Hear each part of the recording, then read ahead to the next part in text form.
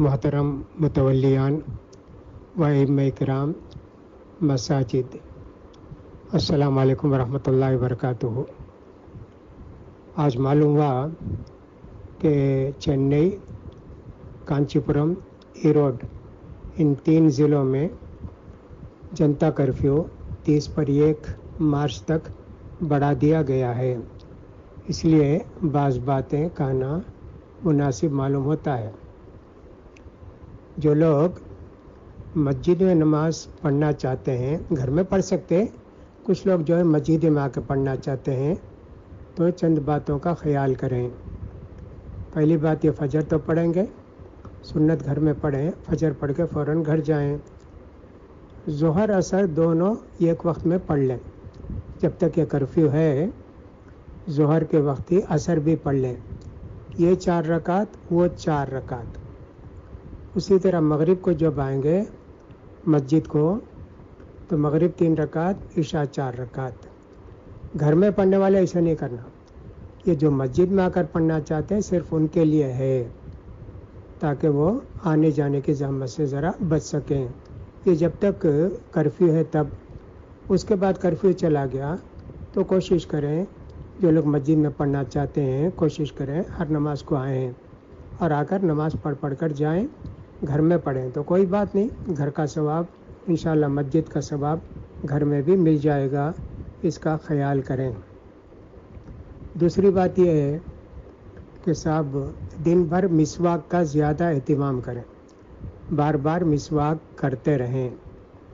اگر نیم کے جھاڑ کی مسواک ملی اور پتلی مسواک ملی، اچھا ہے، اس سے سارے جرمز اور سارے وائرس مر جاتے ہیں جو دانت میں منہ میں رہتے ہیں، بہت فائدہ اس سے ہوتا ہے، منہ کی بدبو بھی دور ہو جاتی ہے۔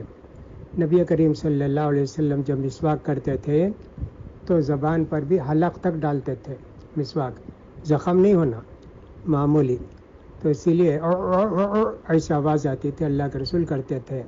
تو اس کا مطلب یہ ہے کہ مسواک دانتوں میں بھی کرنا چاہیے، جیب پر بھی ذرا حلق تک کرنا چاہیے، تاکہ وہ کچھ جراثیم وہاں پیدا ہیں تو وہ سب نکل جائیں گے، اس کا بھی خیال کریں۔ وضو کے لیے بھی خیال کریں، وضو کرتے وقت صابن ضرور استعمال کر کے وضو شروع کریں، اچھی طرح ہاتھ دھو کے پھر وضو کریں۔ کوہنی سے اوپر تھوڑی دور کرتے، لیکن ایسی حالت میں کوہنی سے اوپر بغل تک بھی اگر ہاتھ دھوئیں تو کوئی حرج کی بات نہیں ہے، ہمیشہ نہیں کرنا، ایسی حالات میں کر سکتے ہیں۔ ابو ہریرہ رضی اللہ تعالیٰ عنہ ایسا کیے اور پوچھے لوگ اتنی اوپر تک کیوں کرتے ہیں؟ تو بولے اللہ کے رسول بولے جہاں تک وضو کا پانی ہے وہاں تک قیامت کے دن چمکتا رہے گا، اس لیے میں چاہتا ہوں کہ میری چمک پورے ہاتھ میں رہے۔ ایسا انہوں نے کیا، لیکن یہ سنت نہیں ہے، ایسی حالات میں کر سکتے ہیں۔ اسی طرح جو پاؤں دھوتے ہیں ٹخنے کے اوپر تک دھوتے ہیں، ایسی حالات میں 1 انچ اوپر تک بھی ایک بالش جو ہے اوپر تک بھی دھوئیں، یعنی پنڈلی تک بھی دھوئیں دونوں پاؤں کو، تو یہ زیادہ اچھا ہے، اس لیے کہ بار بار ان کو دھوتے رہیں گے تو یہ جو کرونا وائرس ہے اس کے جراثیم وائرس وہاں پیدا نہیں ہوں گے، ٹکیں گے نہیں، اس کا بھی ہم کو خیال کرنا چاہیے۔ خلال انگلی کا کرنا چاہیے، ہاتھ کی انگلیوں کا بھی اور پاؤں کی انگلیوں کا بھی خلال کرنا چاہیے۔ اسی طرح آنکھ جب دھوتے ہیں چہرہ تو آنکھ بند کر کے گیلے ہاتھ سے آنکھ کا اوپر پپوٹا جس کو بولتے ہیں وہ سب اچھی طرح دھونا چاہیے، وضو مکمل کریں۔ اسی طرح کان جو ہے اچھی طرح پورا پوچھیں، اندر بھی باہر بھی، یہ سب جہاں جہاں جراثیم پیدا ہوتے ہیں وائرس، ان سب کے لیے ایک بہترین علاج ہے۔ ان باتوں کا انشاءاللہ آپ لوگ خیال کیجئے، اللہ تعالیٰ آپ کی اور سارے لوگوں کی اس مہلک بیماری سے حفاظت فرمائے۔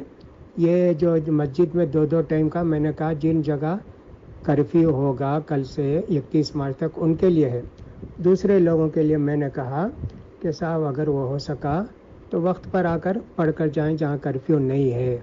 کرفیو والے تو دونوں وقت کی نماز ایک وقت میں پڑھ لے سکتے، جہاں کرفیو نہیں ہے مسجد میں پڑھنا چاہتے ہیں تو آپ آ کر مسجد میں 5 وقت کی نماز پڑھیں، وہ زیادہ بہتر ہے۔